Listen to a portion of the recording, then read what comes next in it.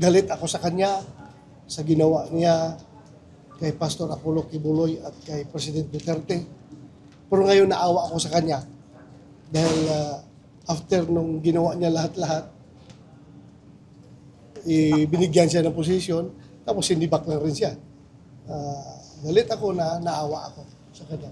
Because I've been there. What if ako ang nandyan, nakaupo, at sinunod ko lahat ng orders ng nagbibigay ng orders sa akin. Lahat-lahat na ginawa ko. Kahit na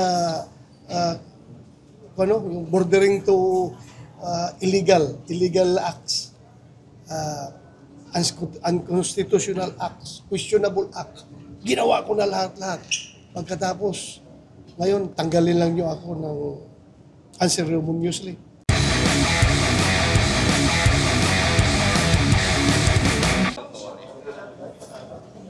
Well, it just goes to show na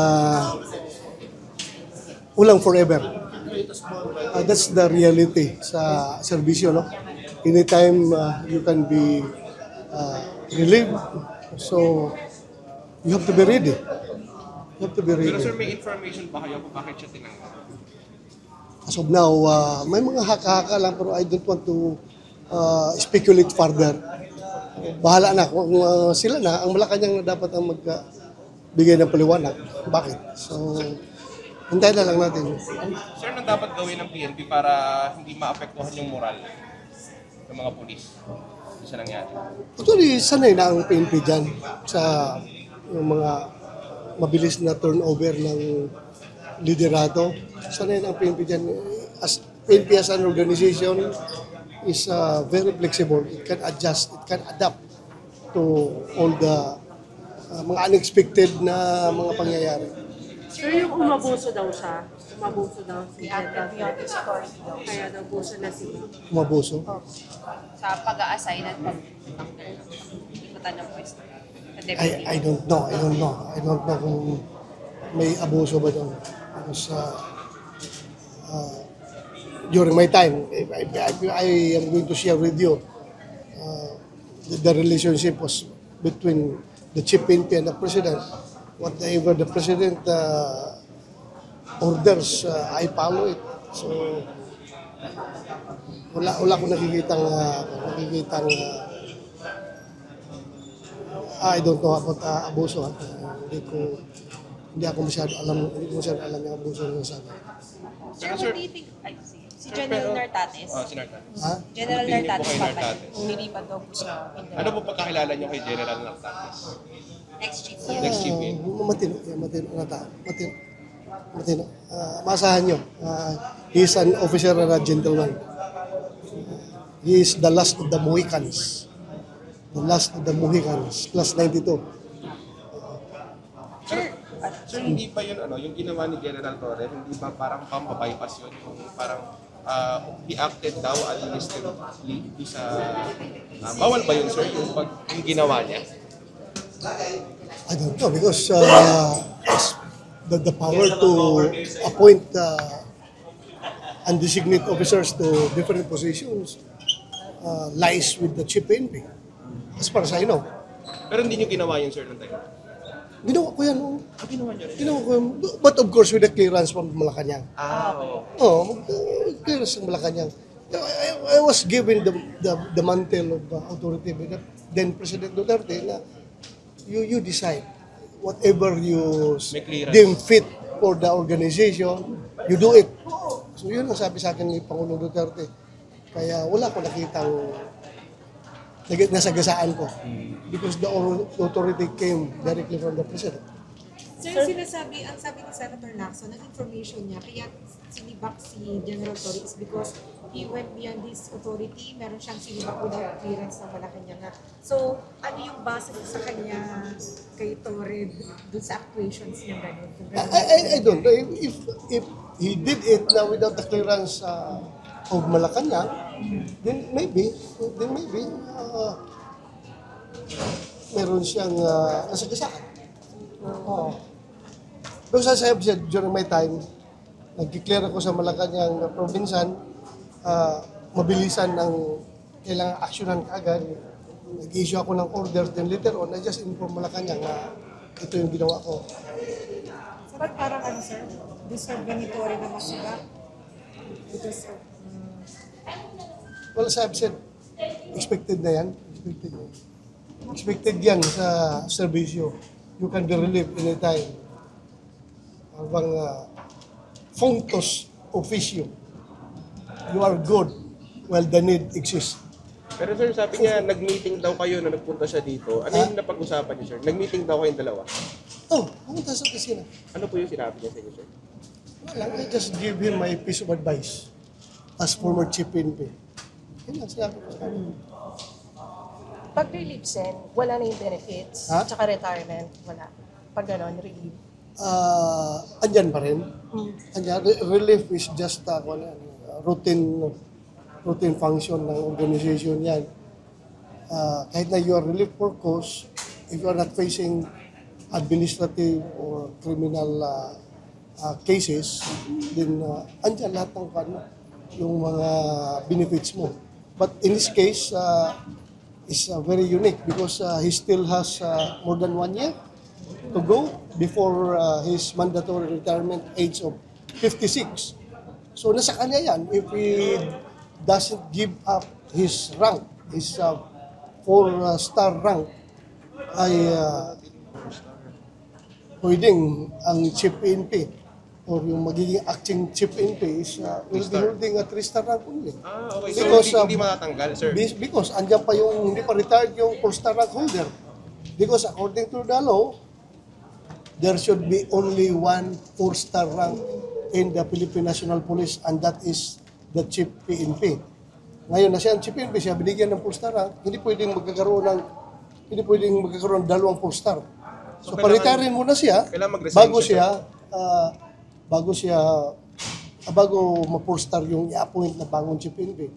So, ano yung Torre after the restore, sir? Ano na siya? Si Torre, after the restore. He can be assigned with the office of the chief PNP in a floating status. Floating status, parang for accounting purposes, dyan ka lang sa office of the chief PNP kasi you are still receiving salaries and remuneration from the government. So kailangan ma-account ka, and in order for you to be accounted for, you have to stay with the office of the chief PNP. Until he retires, sir. Ha? Hanggang mag-retire. Hanggang mag-retire siya. Because kung pipilitin mo siyang mag-retire, that would be against the law. Kung siya voluntaryo na mag-retire because feeling niya, naawa siya kay General Nartates or whoever is the next or the incoming chief PNP, maawa siya na hindi makuha yung 4-star, di nasa kanya na rin yan. Mag-retire siya voluntarily. Pero hanggat hindi siya mag-retire, nasa kanya ang 4-star rank, hindi talaga pwede magkakaroon ng 2 4-star sa PNP. Without reaching the age. Ha? Pwede ba retire without reaching yung age? Yes. Meron namang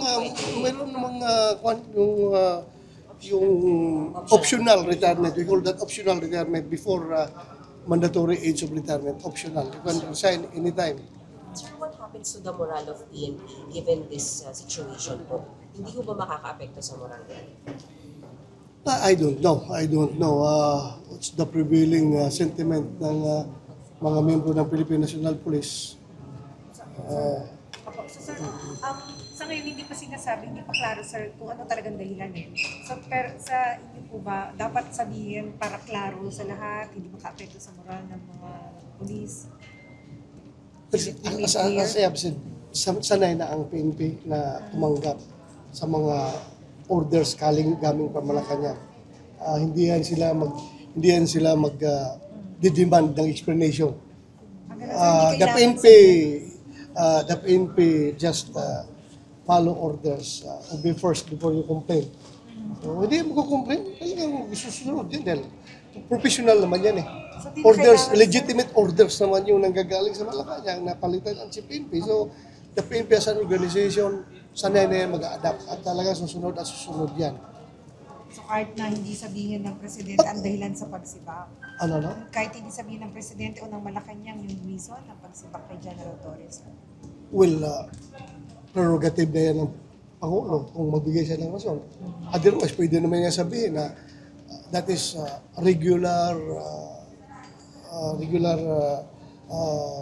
rotation of officers. Pwede naman sabihin gano'n. Gusto niya palitan. Sir, hindi ba parang nakaka-confuse naman, binanggit pa siya ng Pangulo ng SONA, parang he still had the favor of the President ng SONA lang, and then ngayon bigla siyang will that not create confusion among PNP? As I've said, I cannot speculate. I cannot speculate.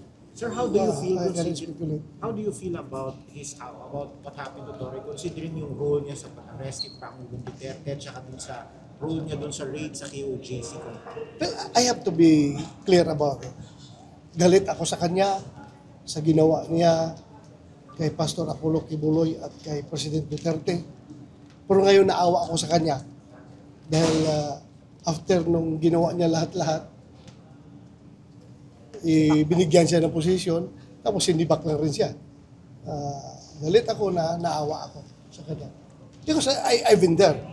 What if ako ang nandyan, nakaupo, at sinunod ko lahat ng orders ng nagbibigay ng orders sa akin. Lahat-lahat na ginawa ko. Kahit na yung bordering to illegal acts, unconstitutional acts, questionable acts. Ginawa ko na lahat-lahat. Pagkatapos, ngayon, tanggalin lang niyo ako ng unceremoniously. That's my opinion as a former chief NP. Ganun yung feeling ko. But then, it doesn't erase na talaga masama ang loob ko niya sa kanya, sa ginawa niya panahon pa ni Pastor Kibuloy at panahon ni President Duterte yung ginawa niya. Masama ang loob ko sa kanya. But right now, naawa ako sa kinalalagyan niya. Until now, masama loob niyo, sir? Ha? Until now, sir, masama Yes! Hanggat hindi pa ibalik si Pangulong Duterte, masama pa rin ang loob ko. Kahit na may balik, dahil ginawa yun eh. Sir, kahit mag-meet kayo nung kahit humingi siya ng payo sa inyo nung nakaraan, Well, I had to be professional. I am the chairman of the Senate Committee on Public Order and Dangerous Drugs. I have the oversight function over the law enforcement community. And the PNP is greatly a part of it. So, I have to be civil and to be professional. Kung kaharap ko sila. Kahit nagalit ako, masama ang loob ko, I have to deal with them professionally. Sir, isa lang po. Meron po kasi sinabi si Mayor Magalong na noon daw po time niya sa PNP, pagka daw po budget deliberations na sa House, makakatanggap ng utos galing sa taas na sabihin, puntahan niyo yung mga kongresista niyo, hingin niyo kung ano mga request nila, ano yung mga complaints nila sa lugar. Meron po ba kayo na-experience na ganun, sir? O may inutos kayong ganun during your time as Chief PNP? Well, expected yan. Expected yan dahil nga gusto natin na smooth sailing yung budget deliberation, lahat ng mga parochial concerns ng mga people who are who wield the power of the purse, you have to meet their expectations kasi para pagdating sa hearing, smooth sailing na. Ginagawa yan ng ibang liderato yun, but during my time, hindi ko yan ginawa. Hindi ko ginawa yan. Bakit, sir? Kasi open naman sila magsabi sa akin, mag-communicate sa akin, yung mga congressman at mga senador, kung may kailangan sila na mga parochial concern sila, nagtitext mo sa akin. So, hindi ko ginawa during my time. I just cannot make you the assurance na yung mga tao ko sa baba, yung mga directorate ko, kung baka kumakontak rin sa kanila.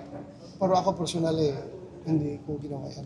Oo. Pero sir, ano yung mga parochial concerns na nilalapit sa inyo? Halimbawa, yung isang congressman galit dahil tinanggal yung kanyang provincial director doon sa province niya, na gusto niya, o kaya meron siyang gusto na ipapalit doon. Alam mo na, yung mga gano'n ng mga parochial concerns. What about the project, sir? Project sa... Diba, pagka deliberations, may proyekto ba yung PNP? Ang concern lang naman yan ng mga LGUs at ng mga congressmen is, sana meron police station building yung aming munisipyo, yung aming syudad, merong ganitong building, gano'n. Dapat nagdaganyo ang police, yung number of policemen sa sa lugar namin dahil kung kunti lang. So, yan yung mga parochial concerns na nagkakarating sa Office of the PNP. Sir, wala kayong kaibigang kontraktor. Ha? Wala kayong kaibigang kontraktor. Oh. Paano tayo malayo sa akin yan. That's beyond my law enforcement man ako. Hindi man ako nasa construction business. Thank you. Thank you, guys.